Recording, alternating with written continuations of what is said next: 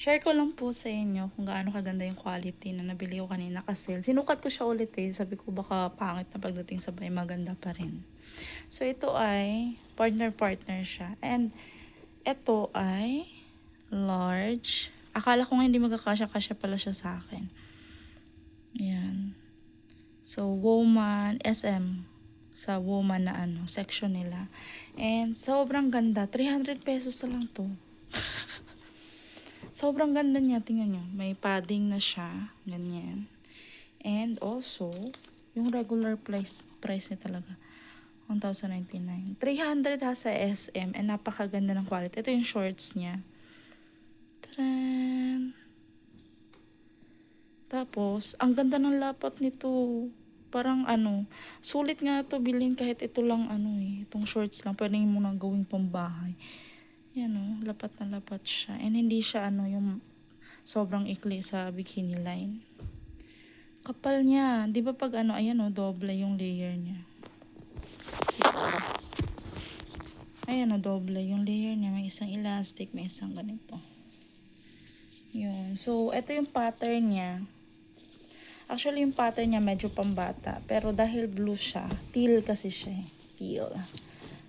Ito yung yung orange nito, mas madali kang makita because of the orange. Kasi nga, teal siya. Eh, kung maliligo ka sa dagat. And of course, ito talaga, grabe. Grabe si Lord. Sabi ko, gusto ko maghanap ng mga pink. Ng mga pink ngayon sa bakasyon. Sabi ko, gusto ko ng pink. Kahapon, nakabili ako ng nakasale din na pink na shoes. So, papakita ko na lang later. Tapos, 300 lang. Sa SM, 300 na naman. Ito ngayon, 300 naman nabili ko. Ayan, original price na 1,099. Large pa rin siya. So, ganyan siya. And then, ayan may padding pa rin siya sa loob. Nice, no? And of course, kung gusto mo ng i-secure mo na lang siya.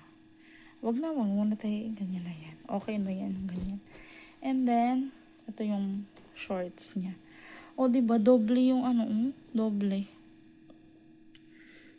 So, hindi siya makate. Hindi rin siya mainit. Diba kapag ganito minsan, masakit sa Pero ang lambot talaga ng tela niya. Grabe, 300 pesos lang. Hindi ako makapaniwala.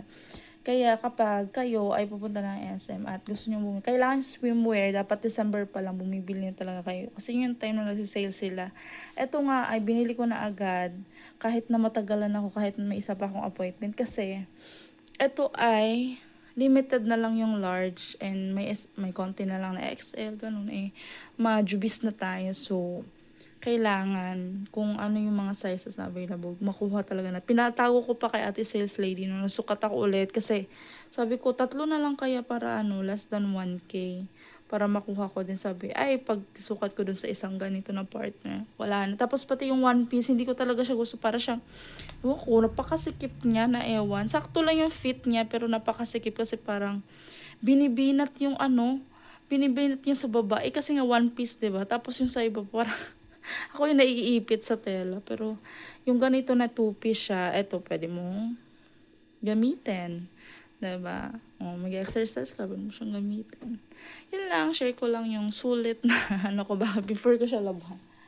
Bye!